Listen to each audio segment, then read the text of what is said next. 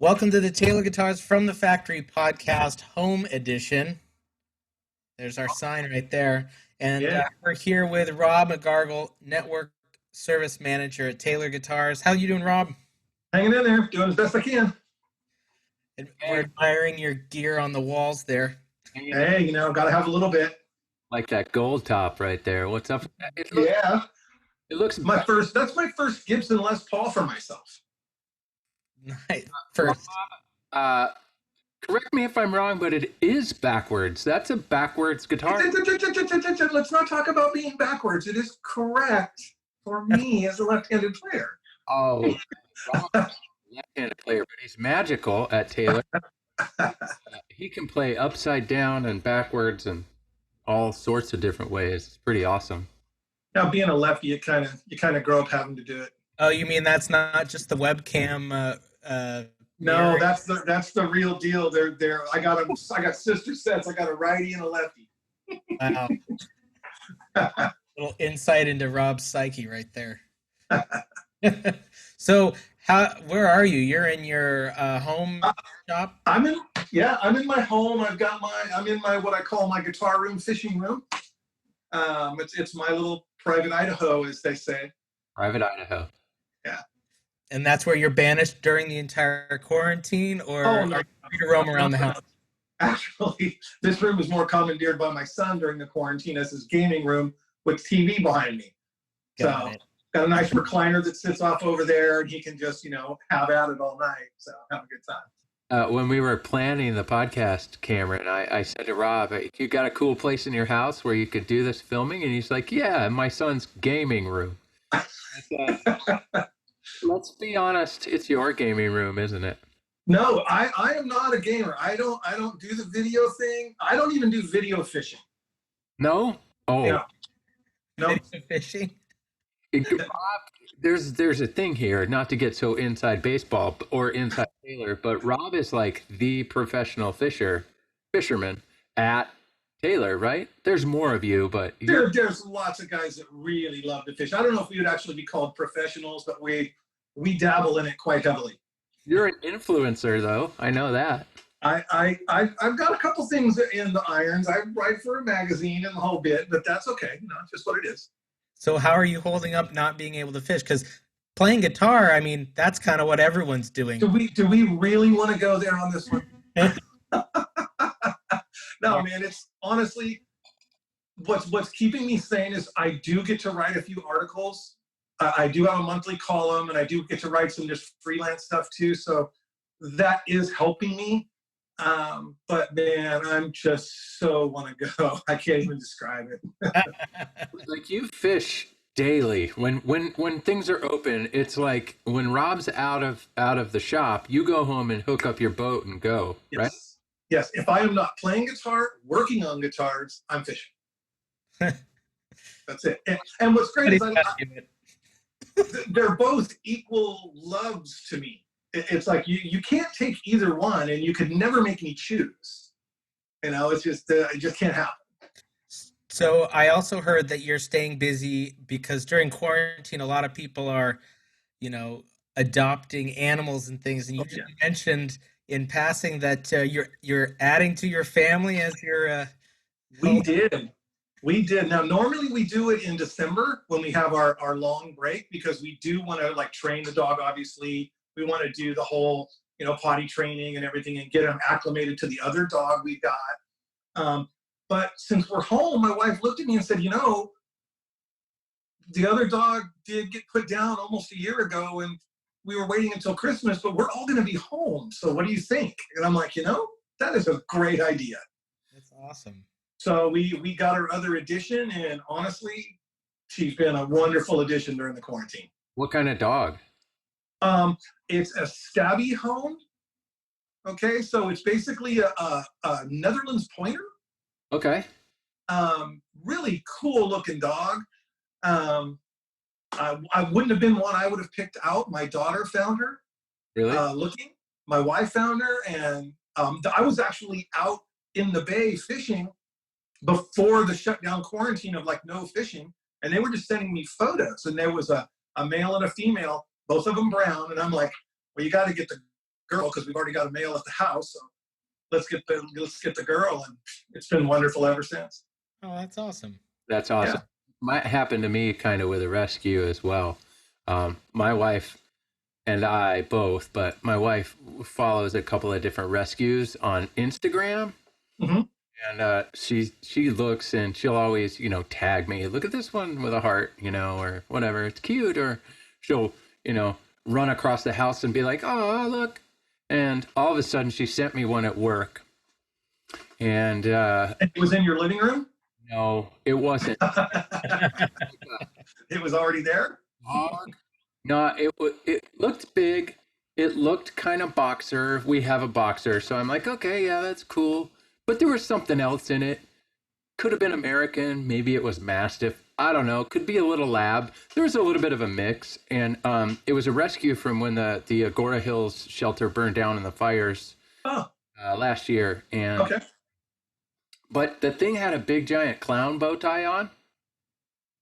And at that point, I was like, oh, well, we got to get that one. It's got a bow tie. I like that. So she's like, yeah, it's just up in Los Angeles. Now, for those of you know, we're all down in San Diego. So just up in Los Angeles on any given day could be 2 hours, 2.5, 4, 6, depending on how long it is. But anyway, it wasn't just up in LA. It was north of Thousand Oaks, which is even further. And it was like up by, Magic Mountain, which is a Six Flags place. Sure.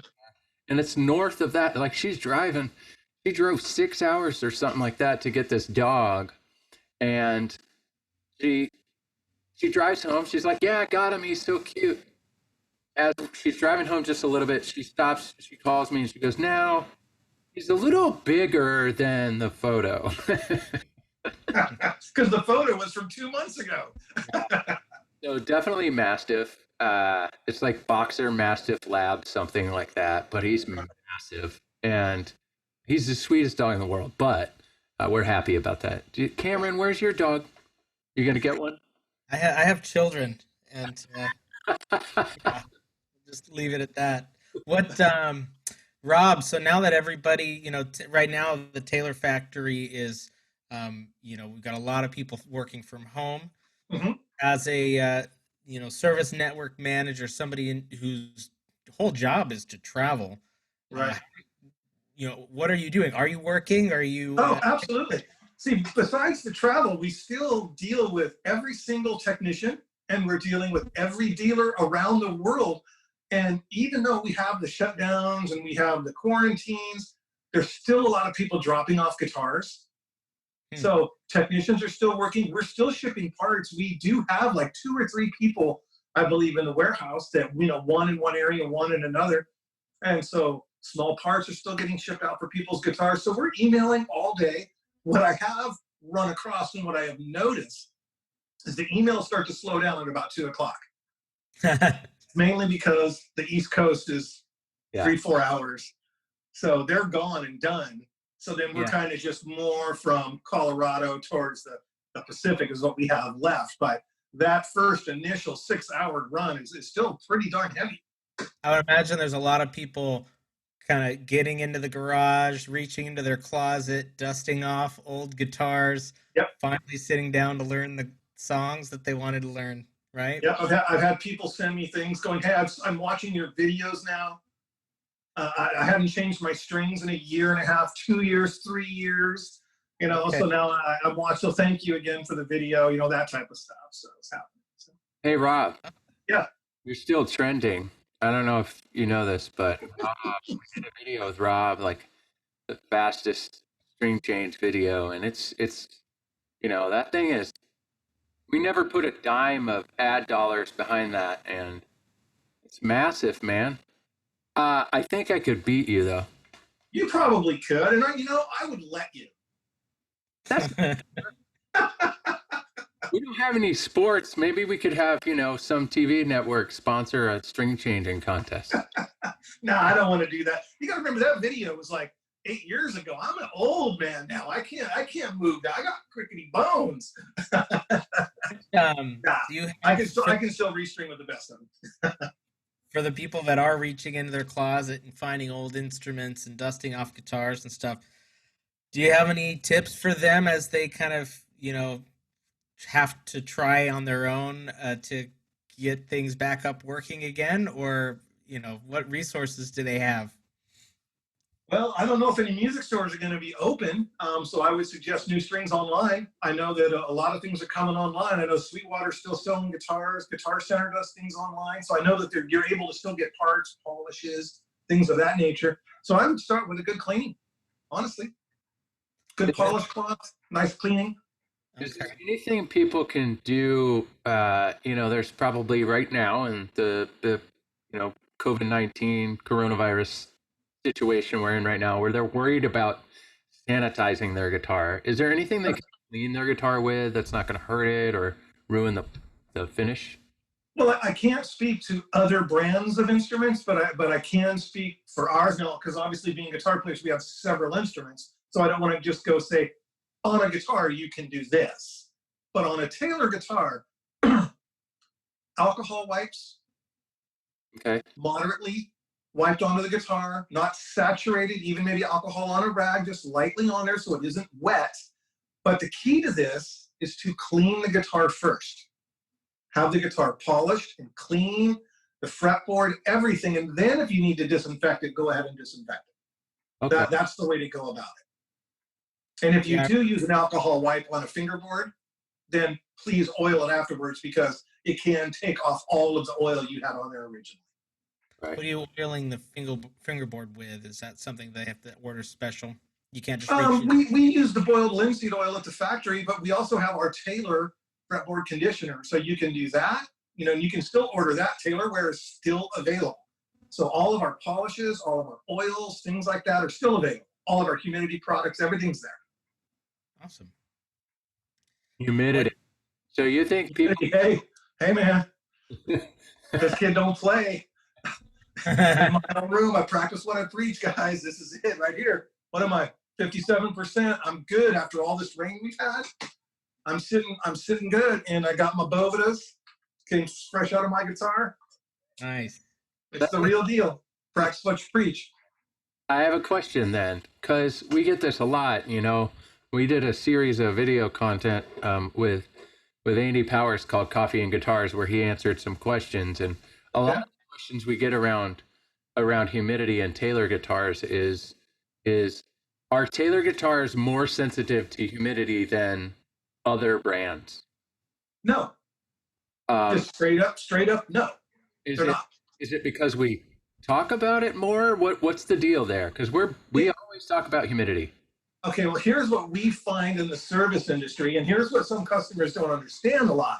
And honestly, we find it kind of cute, because we are on the inside of the industry. We know people very well at the other manufacturers. And everybody gets the same thing.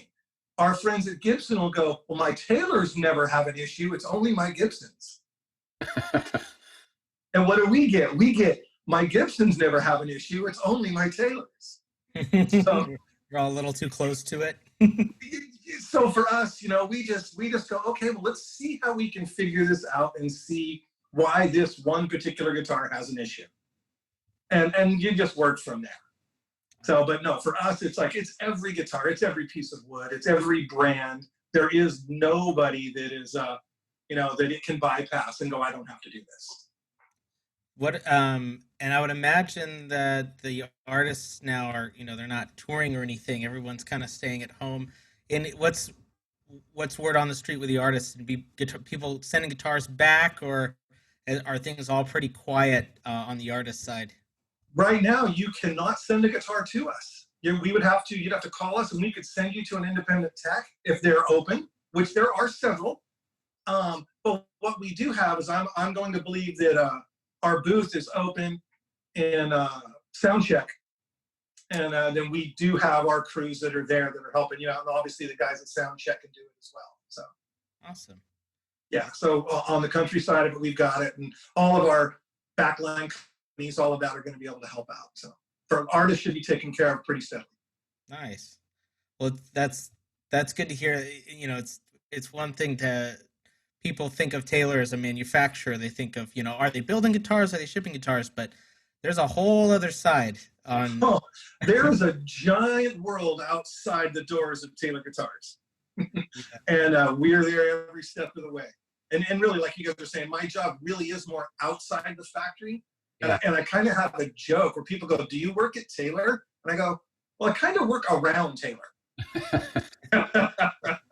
It's like, Taylor. yeah, I've been there a long time, but technically I'm gone 4 months of the year, really, if we really look at it.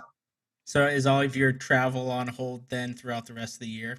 Yeah, and what's really too bad is I had a really big trip planned. Myself and Andy Lunn, we were going into Thailand, and we were working with dealers there. We were going to do some road shows and training. We were going to head right over to Japan after that, and they had the Osaka Guitar Show. We were interviewing technicians, more road show stuff. So this was going to be a long 17-day trip. And right up to the very end is when it got canceled, when the directive came from Taylor that no, there's no more travel. And we were still working at that time. We hadn't shut down. Right. But they said that there was no more travel. So I think I would have been home last week on the 14th. Oh man. So. We had a European trip that the same thing. And it wasn't until like the 11th hour, Yeah, you got to just wait and see, and then okay, now it's over. About 4 days ahead of the trip, we got we're not going to go. You lose the money. It's kind of a bummer, but better safe than sorry for sure. Of course. Especially at that time, no one had the information that they have now. So, and even now, it's still hold back. But at that point, it was like, no. Yeah.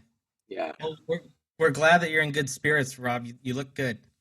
Yeah, I'm hanging in there as good as I can be. I mean, you know what? Someone says we're in the same boat. Actually, no, we're not. We're in the same storm, but we're all in little kind of different boats. We are in the same storm. You really evaluate the boat you chose. I'm going to weather my boat as best I can. That's awesome. Well, we hope that you can continue to enjoy time with your new dog and playing some guitar. Are you doing some more practicing? You dusting off? Heck yeah. Yeah, I mean, you can't see it here. It's off camera, but my all-time favorite Taylor, my baby from 1991, that guitar has just been a nice companion over this last month. Go grab it. We want to see it. You want to see it? All right.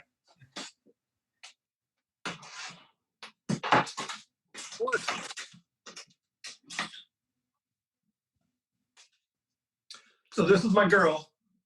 Oh wow. Florentine cutaway. That's beautiful. So this is from 91.